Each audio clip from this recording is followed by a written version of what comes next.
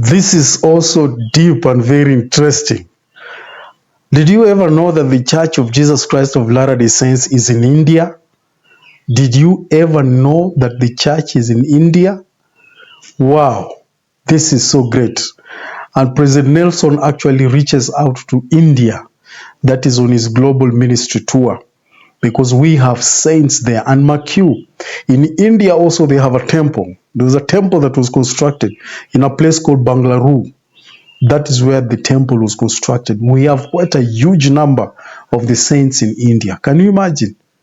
This is so great and very wonderful and very exciting to show you that actually the church is actually moving very fast.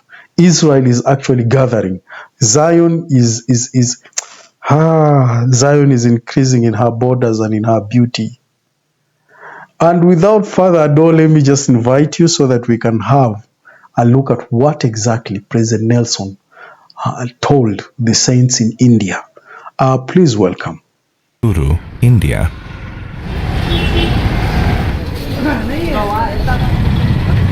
A bustling city of more than 12 million people, including nearly 2,000 Latter-day Saints. It's also the site for a new temple, announced in the annual General Conference of the Church of Jesus Christ of Latter-day Saints. So we are now pleased to announce plans to construct 7 more temples. Bengaluru, India. Just 3 weeks after that announcement, President Nelson was in Bengaluru with Elder Jeffrey R. Holland of the Quorum of the 12 Apostles and other church leaders to visit potential temple sites such as the church-owned offices and meeting house property in the city. It was a thrill for me to receive the real impression that I should announce that there will be a temple here in India, because this will bless not only the people of India, but in neighboring nations. President Nelson shared that sentiment with a full house of members and friends of the church at a special devotional on the 5th stop of the Global Ministry Tour, April 19th. I look at this wonderful congregation of at least 1,000 people. I am filled with wonder. The flowers you see are beautiful, but the flowers I see are you folks. President Nelson told those in attendance he first came to India as a heart surgeon in 1966. These opportunities to get closer to India are very precious to me. President Nelson taught the congregation what they could do to prepare for a new temple where families could be joined together forever. We've been a temple building people under the direction of the Lord from day one. We will have to give up contention. We'll have to learn to love one another.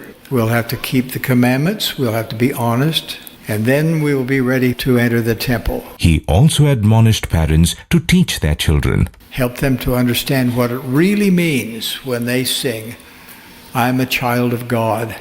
Help them to know that they're created in the very image of God. Elder Holland said the idea of a temple in India was known long before it was ever announced. I'm convinced that these major moments of church destiny and church history were all conceived in heaven before this world was. Members who were part of the original small branch of just a few people expressed gratitude for a new temple and the chance to see and hear their new prophet. It is a dream for us that our prophet, President Nelson, came here. This will bring many blessings to our nation. What a prophet! 93 years old, standing and saving that energy to deliver this message. Love one another and receive personal revelation for the family. President Nelson, we want to thank you. We love you, and this is a blessing to have you here in this land.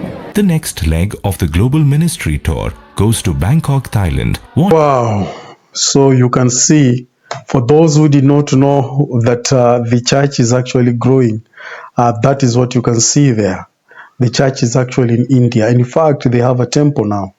That temple has been actually constructed. It is big now. And you can see we have quite a number of saints from India. Quite a number of saints. I think in Nairobi we have a brother who is actually now a bishop in Upper Hill. He's from India, Bangalore, and he came to Kenya recently. And I think he's a member of the bishopric in Upper Hill Ward, that is in Nairobi.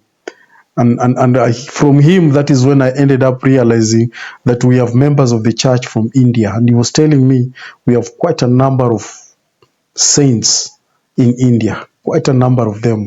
One of the most busiest cities ever, that is the tech city called the Bangalore. So that is actually a sign, my dear brothers and sisters, for us to know that commandment that Heavenly Father gave in doctrinal covenants, that let Zion in her beauty actually rise. Let Zion actually increase in its beauty and its boundaries.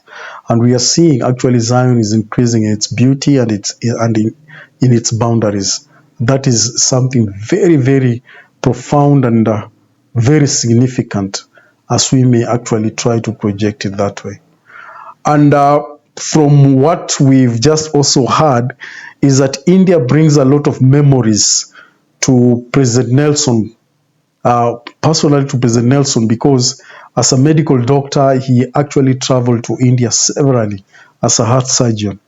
He traveled to India severally on his profession and his medical career and all that stuff. So it brings a lot of memories to him. And the Indian people are very wonderful people, very grateful people. I like the gentleman that just spoke there until the wife was smiling.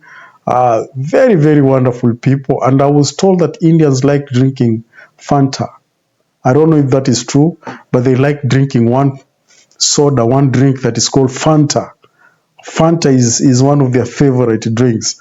I don't know if that is true, but let me know from the comments there. If you're from India, please let us know from the comments if really you like taking Fanta, or that is just mythical.